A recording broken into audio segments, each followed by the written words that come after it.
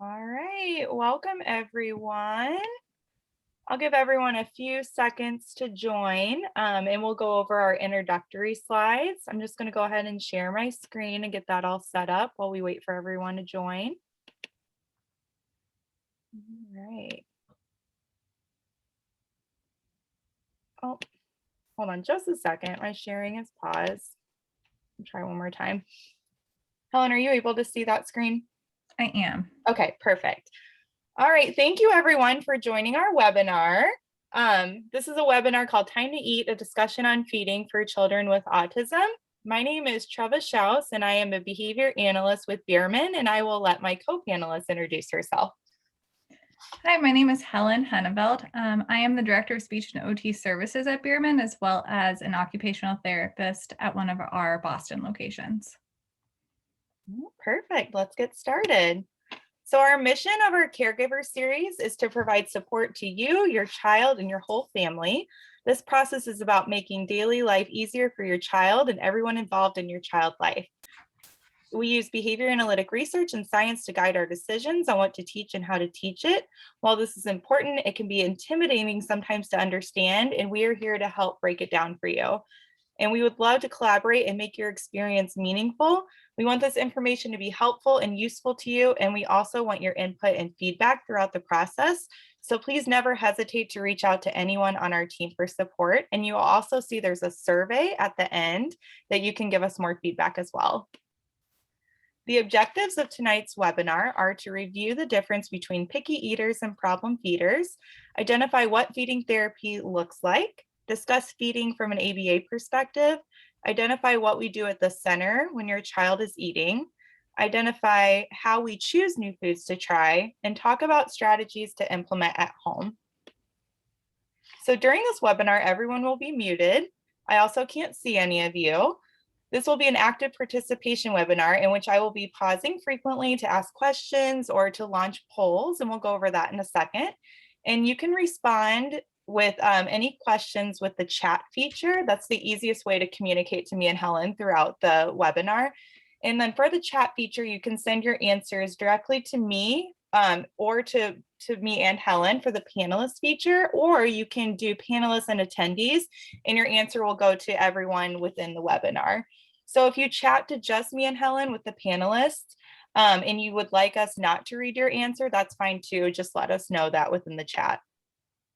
So I'm going to go ahead and launch our first poll.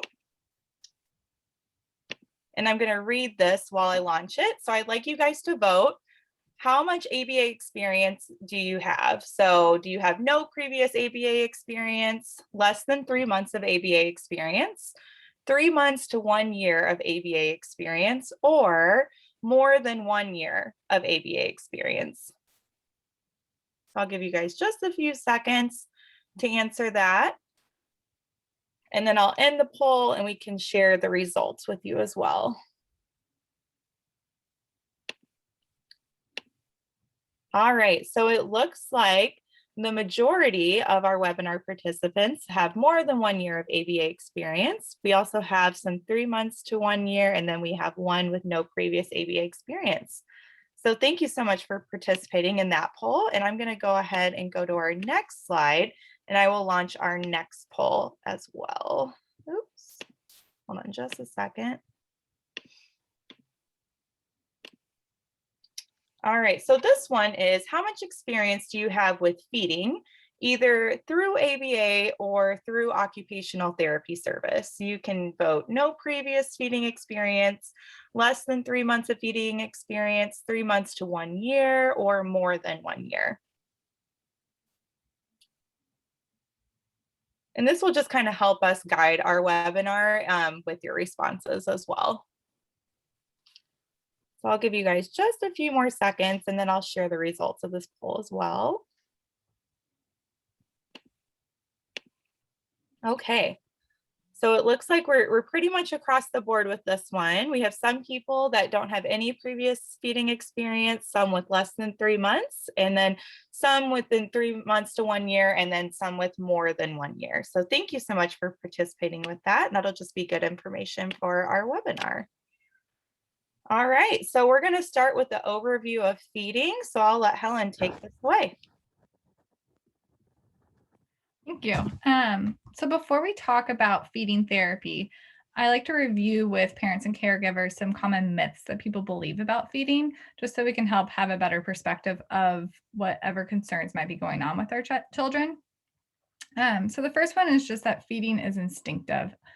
This is a common belief that everyone knows how to eat. It's very instinctive behavior. And while this is true for most children in the first 6 months of their life, after 6 months, eating is a learned behavior.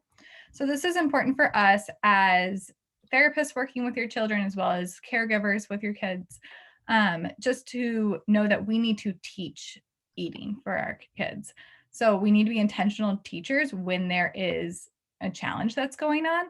And it's not something that is as instinctive, especially when our kids are having challenges with it. Building off of that, the belief that feeding is easy. Feeding actually involves all of our organs, some muscles, all of our senses, those learned eating behaviors of self-feeding, as well as how to manage that food in our mouth, development of those oral motor skills, nutritional status as we know what to eat and what will help support our body's growth. And then also doing that in a variety of environments. We want our kids to be able to do it at home as well as at school, out at a restaurant and at family members' houses. So being able to adapt in a variety of environments is involved in feeding as well. Building off of that more, feeding is more than a two-step process. It's not just a matter of picking up the food and bringing it into our mouths. And we'll go into this more later as we look at the levels of interaction with food, but there are just many, many more steps involved with feeding as we teach our kids to tolerate and meet them wherever they're at and then build up from there. And then the last myth is just that if someone is hungry, they will eat. And as probably many of us know, this is not true. We've seen kids go the day without eating at school, as well as, some kids are diagnosed with failure to thrive. So it's not true that if we just wait a kid out long enough, they'll eventually eat. We do need to be intentional about teaching our kids how to eat, how to interact with food, and how to grow their repertoire of food. So reviewing picky eaters and problem feeders. So these are two categories that we will look at when we're looking at a child who has challenges with feeding, just to understand their trajectory of what feeding therapy might look like, as well as how we want to address the issue. So, if a kid is borderline on not even qualifying for these two things, we might provide some parent education and family support, as well as working on their meals throughout the center, but maybe we won't do one-on-one therapy with them. If a kid qualifies for more of a problem feeder, we'll do a more intense intervention where they definitely will get that one-on-one therapy if they qualify through insurance, as well as involving parents with education and involving ABA. So reviewing these definitions. For a picky eater, we typically see that they'll eat with the family, but frequently will eat different foods in the family. So they definitely tolerate looking at food and seeing people eat foods that they might not prefer, but they're not going to eat those themselves. They might add new food into their repertoire in 15 to 25 steps, which I will go over later as I view the levels of interaction for feeding.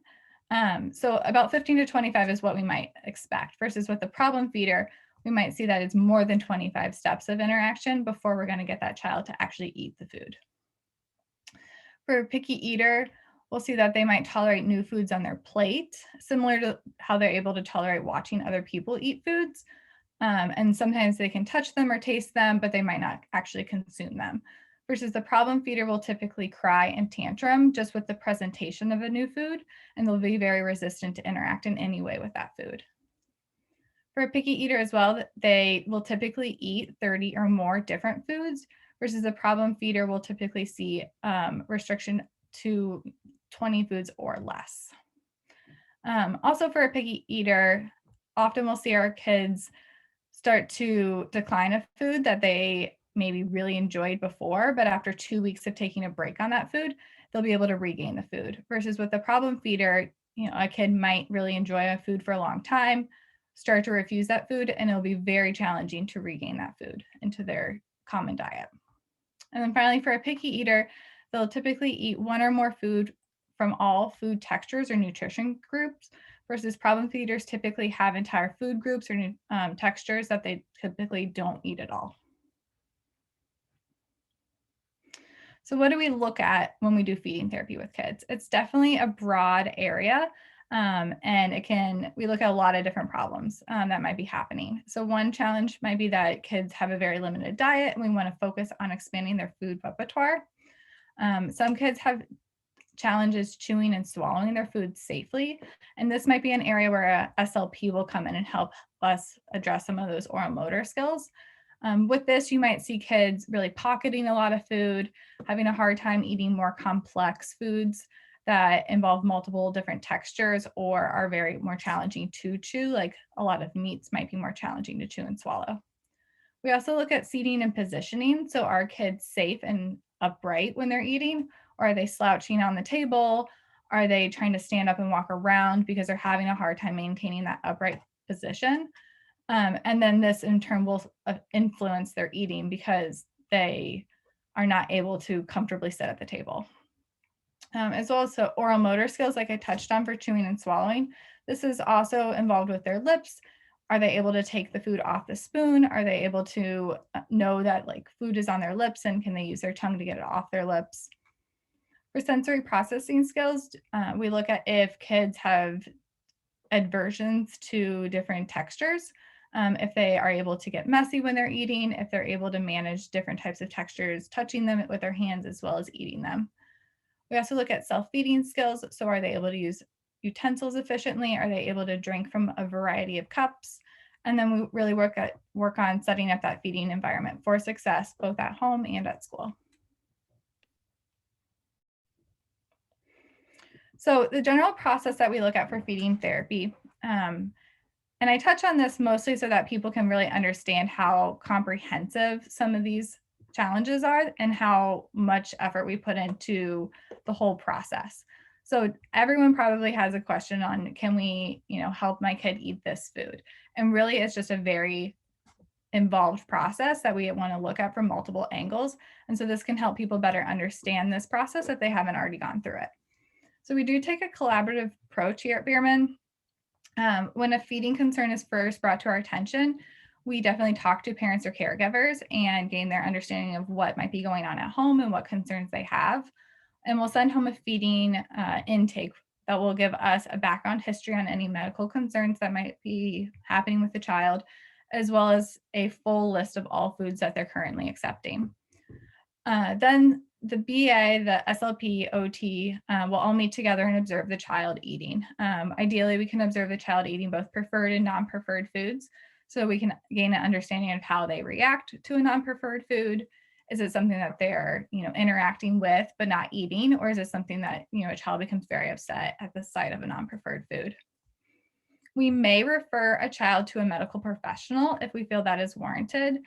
This is most likely if there are concerns with a child safely chewing and swallowing food, and we want to make sure that they are not aspirating or getting food or liquid into their lungs when they're eating, as well as if a child is regurgitating food or has any signs of being in pain when they're eating. So we'll just refer to a medical professional first before we go into feeding therapy to make sure that we are safe when we're addressing all these concerns. So with the observation, someone might write up a formal feeding evaluation or consult for your child, and that will just give a full comprehensive approach to what behavior concerns we see, what oral motor concerns we see, and what sensory concerns we see, and if we feel one-on-one feeding services are warranted. And so if one-on-one feeding services are warranted, a speech or OT may see your child for one-on-one feeding services, as well as carrying that into daily programming and providing caregiver and parent trainings. Some children don't qualify via insurance for these services, so we'll always definitely offer these parent trainings for one-on-one to problem solve what's going on at home, as well as working with the ABA therapist to carry over any strategies we have into their programming. All right, and now we'll talk about how we approach feeding from an ABA perspective. So we would use the principles of applied behavior analysis to help your child expand their food repertoire. And how could we do this? We could teach component skills. We'll go over these a little bit more in further slides.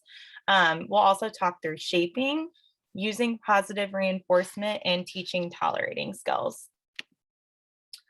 So for teaching component skills, first, component skills are skills needed to achieve a terminal goal.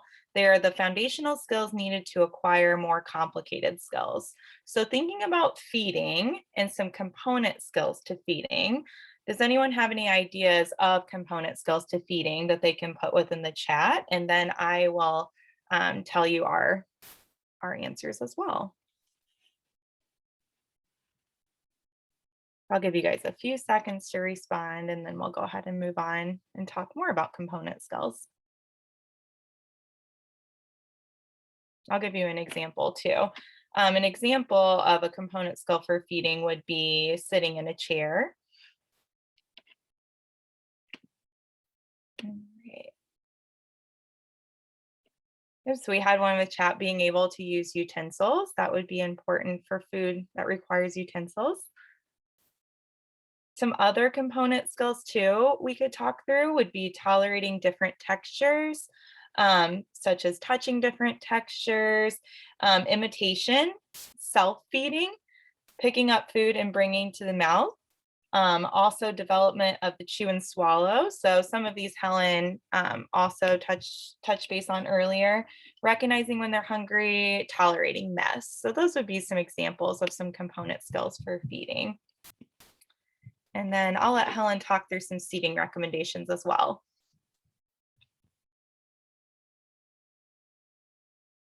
Sorry, I was muted there. So seating recommendations are 90 degrees at the hips, 90 degrees at the knees, and 90 degrees at the ankles. So you can see the picture and how the child's sitting upright, his knees are bent, and his feet are flat on the floor. So this is really important because our body's number one job is maintaining a safe position. And when we are unable to do that, we tend to focus on that more rather than whatever we're trying to work on. Signs that your child may not have appropriate seating and need more appropriate seating would be that they're getting up and walking around a lot during meal times. They're leaning on the table, that they're rocking back and forth in their chair, they're kicking their legs a lot. I know that this position can be challenging for some smaller children who may be sitting in a booster seat and their feet are dangling. So you definitely can be creative. You can use a child-sized table, but if you want your child to be sitting with you at the dinner table, you can get a stool for their feet. There's a variety of other chairs that we could recommend if people have specific questions on that. But just stressing the importance of a proper seating position for our kids so that they can not be focused on how their body is, sitting upright in space, but rather be focused on the meal that's in front of them. All right, and the next thing we're going to talk through is shaping. So shaping is reinforcing successive approximations of a behavior until you reach your terminal goal. So I'll talk through this example that we have within the clip art. So Billy is learning to use a fork to eat his food. In the first session, we just want Billy to grab onto his fork. So he grabs it, and then we immediately provide praise in either something he really loves, such as a tangible item, and then we help him with getting food on the fork and bringing it to his mouth. And the next day, we now want to focus on him grabbing the fork and touching food with it independently. So we're reinforcing that successful approximation there. So he does that, and we give him reinforcement and help him with the rest of his eating routine. The following day, we now want him to grab the fork, touch food with it, and apply enough pressure to go through the food. So in that example too, we would be taking data as well. So that would be kind of a pretty fast trajectory for shaping. We might be on that specific phase for a few days and have to do some teaching within that shaping procedure. So maybe Billy doesn't get picking up a fork right away. So we'll take data on that and then move him on to the next step within shaping when our data tells us that that's appropriate. Something else to talk through is positive reinforcement. Positive reinforcement is adding something following a behavior to increase the likelihood of that behavior occurring in the future. So an example of this would be bite for bite. So say they ate a bite of food that we are either targeting or is a little bit less preferred, and then they get a bite of a food that's already within their repertoire or a preferred food as well. Another example of this would be working for time on the iPad or video. So maybe they take a bite of the food, or another behavior in terms of feeding. So in our last slide, we talked through picking up the fork. So maybe that's the behavior you're targeting, and then you are providing positive reinforcement with an iPad.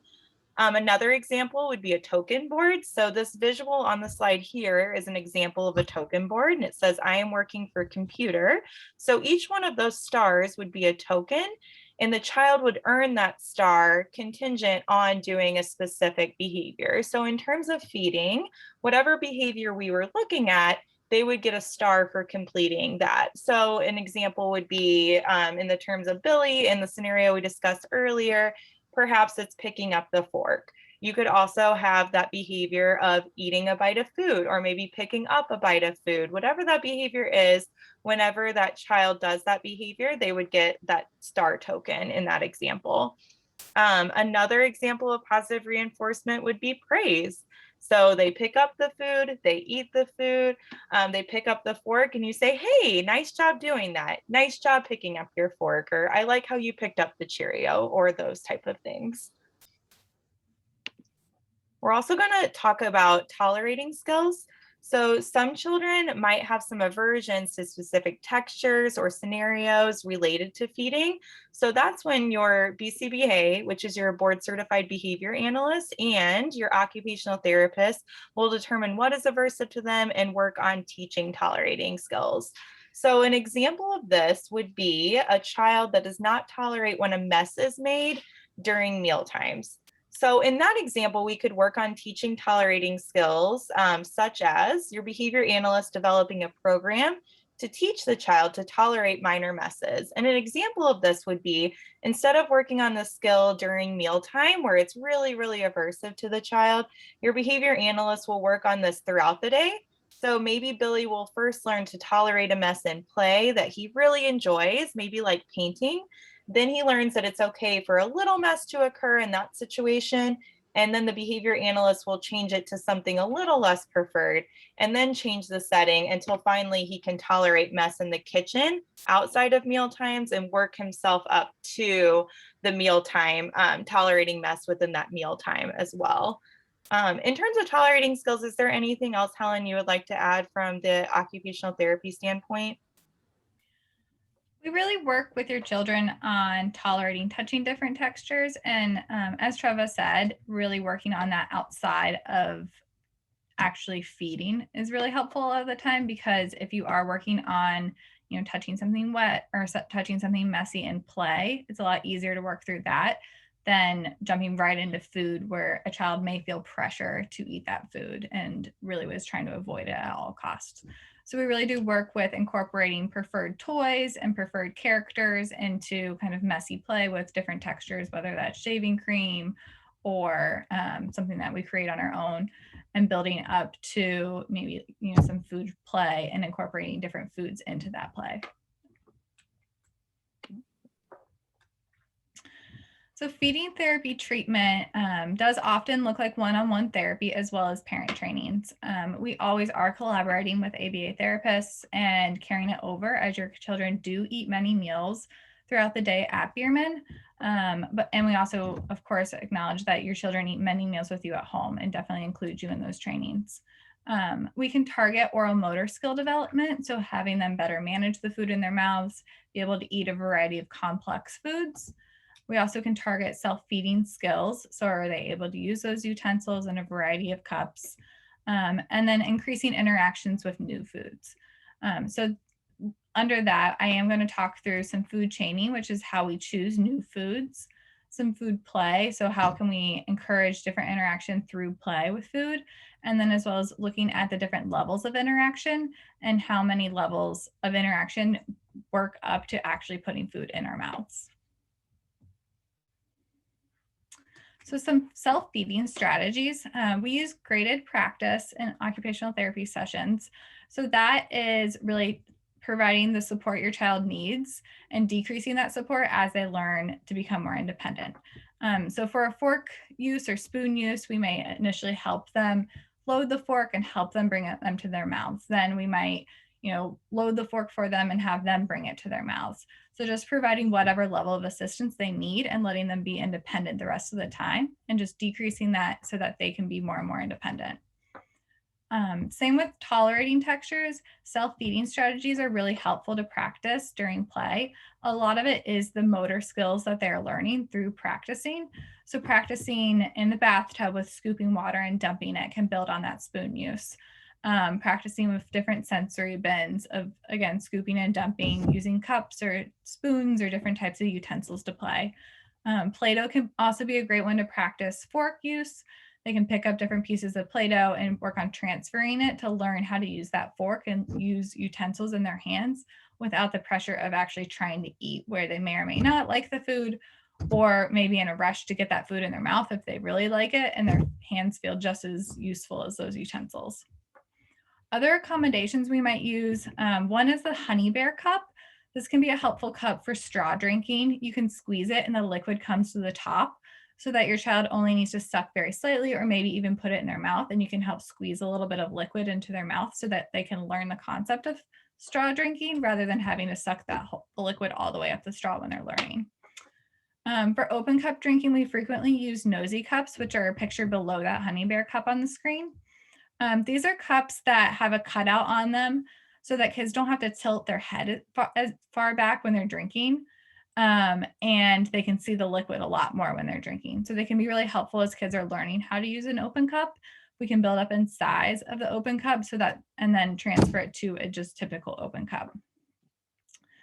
Sometimes we'll use utensils with built up handles. This might be, ones we find that just have larger handles, or putting a foam piece over the handle. And this can help kids grasp utensils who maybe are holding utensils really loosely when they're eating, or may not have the hand strength to really grasp smaller utensils appropriately. And this can help them grasp them independently and manipulate them easier. We've also used grip mats to stabilize plates on the table if a kid's having a hard time scooping and the plates moving all over, just finding ways to really stabilize those plates so that they are more independent. And also plates with ellipse for assistance. This can help with scooping food. So rather than food, coming off the plate, they'd be kind of a wall there so that kids can scoop and get that food pushed onto it. Another combination we might use is a weighted utensil. This can be really helpful for kids who are very messy when they eat because they're moving really quickly. It helps them just feel that spoon or fork in their hand a little bit more, and can help them move a little bit more slowly and accurately, and hopefully decrease some spilling when they're eating.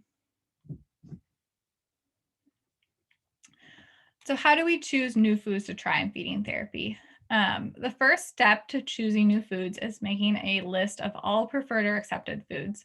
This includes condiments, and it also includes different brands. We will see that kids have, a high preference for a certain type of chicken nugget or a certain type of cracker. And we may be starting with just expanding on those very preferred brands. We use what's called food chaining to look at what foods they currently accept and try to find something that's very similar in taste, texture, or temperature so that it's more readily accepted by the client. And we'll have some examples following this slide. So we might look at the color of a food. And if a child eats all beige colored foods, we might start with a banana because that is a fruit that is beige colored, or we'll stick with other beige colored foods because that's familiar to them. Eventually we will work towards whatever goals that you may have as parents and caregivers, but we'll try to build that bridge along the way so that children have smaller steps between the new foods that we're introducing and are hopefully more able to accept them. Using condiments or preferred flavors can be really helpful with food chaining. So using syrup or ketchup, salt or cinnamon, really any spice or flavor that they are really interested in can help us we call it flavor mapping, what new foods we're trying. And then we can decrease that condiment use so that they're eating more of that whole food that you're trying to aim for. As I said, we can do taste tests with it. So you may have different foods that you're trying that day and they're all red foods, if that's a food that they like. And then we're tasting all these different red foods and talking about them together. And the goal of this is really to make feeding fun and approachable so that kids are more comfortable when you are presenting that new food. It's not this big jump where they can't really imagine what that food's going to taste like. One challenge that our kids often have is being able to anticipate what a food is going to be like. So as adults who have eaten for a long time, we can look at a food and pretty readily assess what it's going to taste like, if we're going to like it or not. Our kids can have a really hard time looking at foods and assessing if they're going to like it and if it feels safe for them to eat. And so they'll avoid a lot of foods. So by changing small pieces of the foods and when we're introducing new foods, our goal is that they do feel safe and they are able to interact with that food. So food chaining examples. We can look at McDonald's French fries to mashed potatoes, where we might start, if they only eat McDonald's French fries, we try to get a different brand of French fries. Then maybe we would jump to a frozen French fry, maybe a homemade French fry, and increasing the size of that French fry to a potato wedge or a baked potato, and then to a mashed potato. So those, even though French fries and mashed potatoes probably seem like fairly similar foods, there are a lot of steps we can look at in between those to help those kids feel more comfortable trying each of those new types of potatoes. Another one might be goldfish or any kind of cheesy cracker to maybe a cheesy broccoli, and hopefully then decreasing that cheese to broccoli. So we can look at goldfish or another type of cheesy cracker and maybe try to make that jump to cheese and crackers. Are they going to accept cheese? Then maybe toast and cheese. And you can really vary that level of how much you're toasting that toast. You could start out with something really toasty, so it is more like a cracker, and then maybe toast it less over time so that it turns into a little bit more like bread, and maybe jump to grilled cheese from that. You could try like a potato and cheese from there, and then add some broccoli into that mixture, and then maybe decrease some of that potato so that you have broccoli and cheese. Another one could be pancakes to eggs, through using French toast and having, more egg mixture in that French toast with syrup, especially if the child likes that as a condiment, decreasing the syrup, and then maybe having egg with your toast, maybe hopefully just egg. And then the last example we have here is yogurt to fruit. So having yogurt and then maybe mixing some jam or applesauce with your yogurt, getting that to be chunkier. So it's more like fruit chunks in your yogurt, adding different actual fresh fruit to yogurt, and then decreasing that yogurt amount so that maybe you just have fruit. So these are over long periods of time. We don't expect this to necessarily happen in a week. But just those are some examples of how you can try to think about the foods that your child currently eats and hopefully come up with a similar food to try next. And here's just an image of that same thing. So if your child's favorite food is cheese pizza, maybe you can make it with less and less sauce so that it's eventually cheese on toast, and hopefully getting to grilled cheese and cheese sandwich from there. So another thing that we really work on is just that interaction with food. And as I said before, we can do this often through food play. Different ways that we might do food play could be, using whatever toy or means that the child's really interested in and building food into that. We'll work on creating exposure to different textures, smells, and visual appearances of food through play. And this can help improve acceptance of foods and increase what food they're accepting into their food repertoire. A lot of kids do learn through exploration, and food can be the same. This can decrease the pressure of sitting down at the table and asking them to eat, so that they're touching the food, they're smelling the food, and sometimes I will even see kids start to eat the food through food play. It also can work on hand and mouth connection, as they're touching the food and they're smelling and they're interacting it in that way. And as I said before, can eliminate some of the anxiety and pressure that trying new foods can bring on. Different things you can try with this could be finger painting with food and different condiments and touching them with their hands, really scooping, pouring, smashing. I've worked with kids who really enjoy cutting with scissors and will cut up all the food into tiny pieces and then put it in a dump truck and drive it around. You can build different things out of the food, feed toys or dolls with the food, match different foods with pictures, march toys or dump trucks through food. Also put food down ramps can be really appealing for some kids. I've even printed out pictures of very preferred characters and hide it under different types of food. And then we try to find it and match them together. So as I talked before about, there are many levels of interaction for food, more than just picking up our food and eating it. So we use this type of chart and meet the child where they're at and just try to model one step ahead. So these steps can ensure that the child is gaining enough exposure to food before we expect them to put it in their mouths. This method gives the child control and ownership, as we really are only modeling one step ahead of where they are. And it doesn't place that maybe unrealistic expectation at that moment that they are going to pick that food up and put it in their mouths.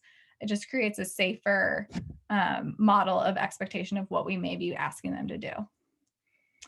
This can also help you understand of what maybe is the goal that you need to work on for a specific food that you're targeting with your child. So if you present a food and your child immediately runs away, you might be working on that child just looking at that food, which is our first step. After they are comfortable looking at the food, we'll work on them touching with the food with a utensil or something other than their hands. After that, we'll work on them just barely tapping the food. So they're really not fully touching the food, but they're making that attempt to touch it with their fingertips. Then we'll work on them touching it for longer periods of time, maybe 1 to 3 seconds. After that, we'll explore the foods with their hands. So encourage them to play and manipulate with the food. What does it do if they squish it, break it, rip it? This can be really important for them to better understand what's going to happen in their mouth when they're chewing the food. If you think of something like a grape or a blueberry, when you put it in your mouth and you bite into it, it changes texture a lot. So for kids who are very uncomfortable with different types of textures and don't know what to expect, having them manipulate that food with their hands and talking through what's going to happen when you break it open can help them better anticipate what it might be like when they do eat it. Then we'll have them pick up the food and bring it closer to their face, but maybe not touching their face quite yet. The next one would be to pick up and smell the food. And then we'll encourage kids to pick up and kiss food, then lick food, maybe touch food to their teeth, but not bite through it. Then maybe pick up the food, bite it, but they don't have to bite through it, just put their teeth into it a little bit. And the last few steps are to pick up, bite through the food and keep it in their mouths, but maybe they're not going to chew that food quite yet.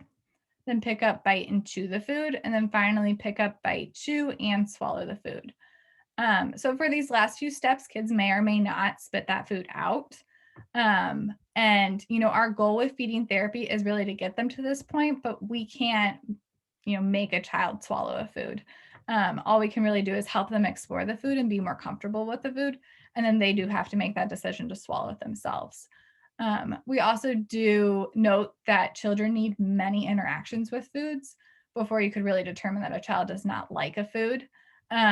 So it is okay to repeatedly change food slightly and try the foods, many times before you might move on to a new food. Like I said, with this, you really want to just be modeling one step ahead of what your child is already doing. So as I said, if your child is not tolerating looking at a food, for you to then model and place that expectation of eating the food is probably going to cause them to run away from that food. But if you're modeling, oh, we're just going to stir the spoon around this food, or we're going to pick it up with a fork or poke it with a fork, that might feel safer for them to then come and approach that food that way.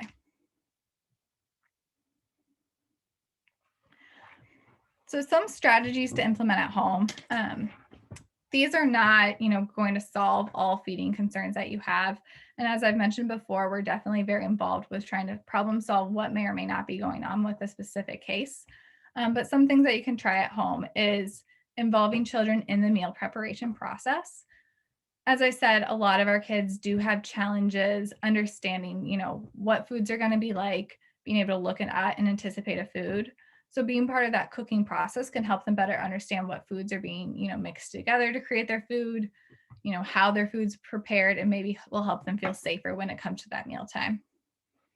Announcing times of meals and snacks to give your child a warning when it's time to eat can also be really helpful. So telling them, dinner's in 5 minutes or dinner's in 10 minutes can just help them better prepare for that upcoming event. As much as possible, we do want to minimize distractions during meal times. So this means, turning the TV off, maybe making sure that the pet isn't jumping on to them or barking loudly during the meal, that they aren't having all their toys at the table. As I said, we are having to teach this learned behavior. And when you're trying to teach a skill, you don't want your child to be distracted. No worries. So as much as possible, we do want to minimize distractions during the meal times. Are we still going? Okay. Sorry, I'm just going to reshare it in just a second. You can keep talking about that. Some of our kids do, eat with the iPad on or eat with the TV on. So this is a long-term goal for people that we don't expect, next week for if your family has always eaten with the TV on, that your child's sitting at the table throughout a meal and you have zero distractions going on. But just something that we want to keep in mind that if we're teaching a skill, we need to try to minimize distractions as much as possible. Another big one is eating with your child. Because it is a learned skill, we want to be modeling that skill as much as possible with our kids. So even if it is, if they don't really tolerate eating with the whole family, but you can sit down and have a snack of their preferred food with them, and maybe you're also trying one new thing with them, just modeling eating that food with them can really be helpful. It's also important to present both preferred and non-preferred foods at the meal times. Eating does encourage eating. So presenting all non-preferred foods might shut your child down, but if they have a couple preferred options and non-preferred options on the plate, they may be more likely to try everything. And another one that can be really challenging, but is to take the focus off your child at mealtimes as much as possible. If the whole family is sitting there talking to their child about how they need to eat this food and they're already feeling anxious about it, that can just make the problem a little bit worse. Instead, I really encourage people to talk about food in a more descriptive and neutral way. So rather than, maybe labeling the food of, oh, it's so yummy, or do you not like it? Is it yucky? Talking about food as being crunchy or soft or sour, or what color it is, or is it sweet? Even when a kid maybe responds with, oh, this is yucky or this is gross, I'll just talk about, oh, well, I think it's really sweet, or it looks red to me, or whatever color it might be. And trying to model that descriptive and neutral language can help them explore the food and still give them the freedom to have their own opinion about it, but not label it before maybe they even try it. And the last piece there is just encouraging that messy play. Any interaction with food is good. And as they explore the food with their hands and explore it more and more during the mealtime, they are going to be more likely to eat that food. For resources, Helen, I'll let you say your resources first, and then I'll end with the book. So if you are on autism or on Instagram, there's a great resource called Autism Nutritionist, and she gives a lot of examples of food chaining and different ways to talk to your kids about food, and is just a really great online resource.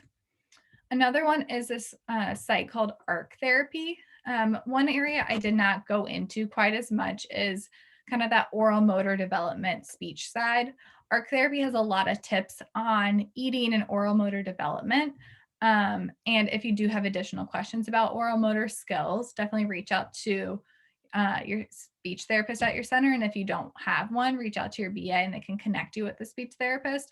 But this is also a nice website that maybe will be able to give you guys some tips to work on at home too. And then the last resource is Broccoli Bootcamp, which is this book right here, which just gives some really great strategies on eating and structuring your day as well. So the key takeaways of our webinar tonight are occupational therapy and ABA providers collaborate to target feeding.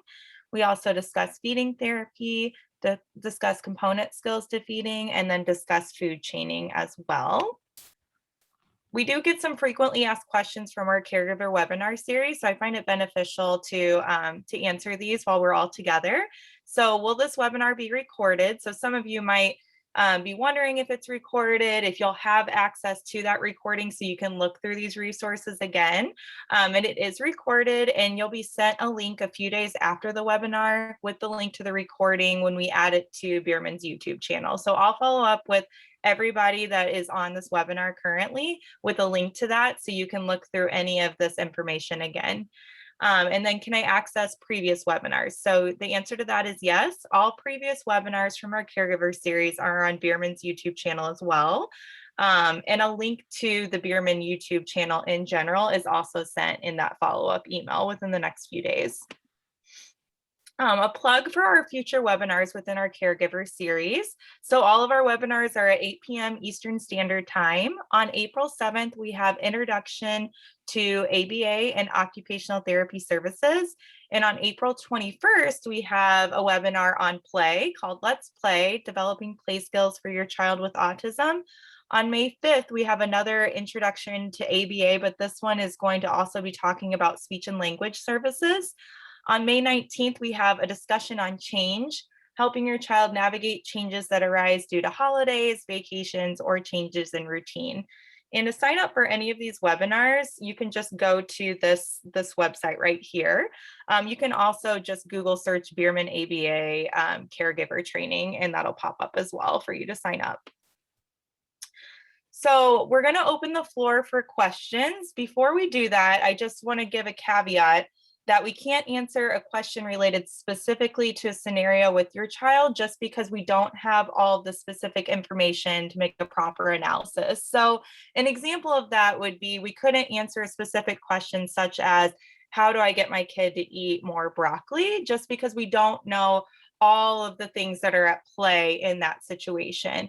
However, if you would want to know more information on something we covered in the webinar, such as how could I implement food chaining for a child that only likes graham crackers or only likes beige food, then we could give some examples of some answers with that. But if you do have a child-specific question, so maybe you are really interested in learning more about food chaining and how you can implement that with your child, you can follow up with any of these resources and they will be happy to help you in that situation. So if you're a current ABA family, and your child is already receiving services through us, you could contact your child's behavior analyst or your current occupational therapist.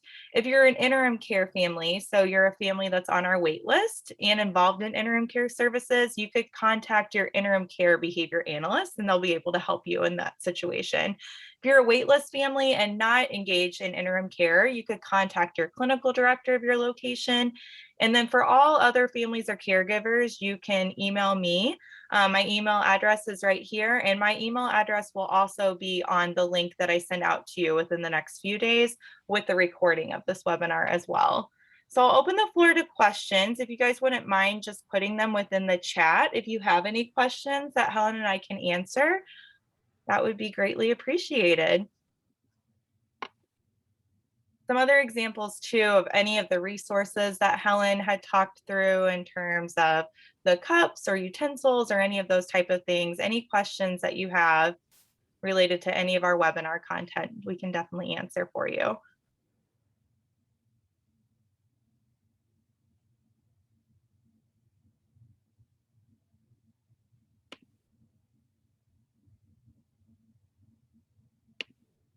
All right, we do have, I'm going to go ahead and stop sharing my screen. We do have a question within the chat.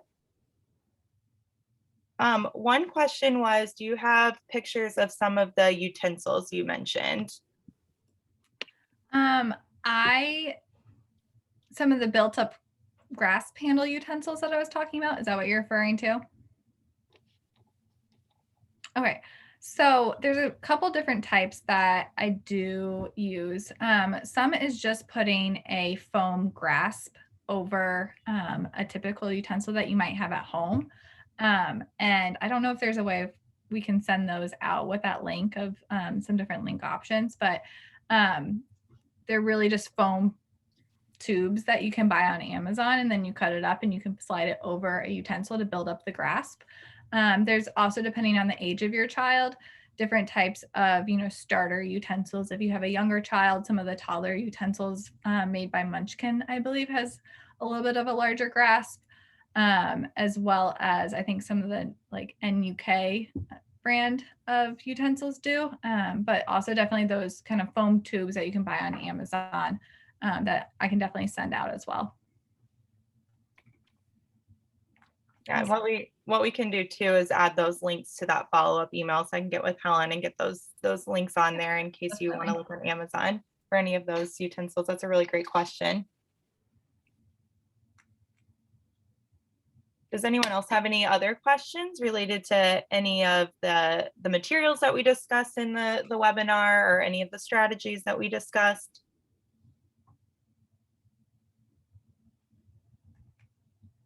All right, well, if any questions do come to mind, now that you have gone to this webinar, feel free to send me a follow-up email, and I, again, will be in contact with all of you soon with that link. And then I can get you in contact with Helen if it's an occupational therapy question as well. So thank you so much for attending our webinar. I hope that you will come to some of the other caregiver webinars in the future too. And I hope you all have a great night. Thank you so much. Bye.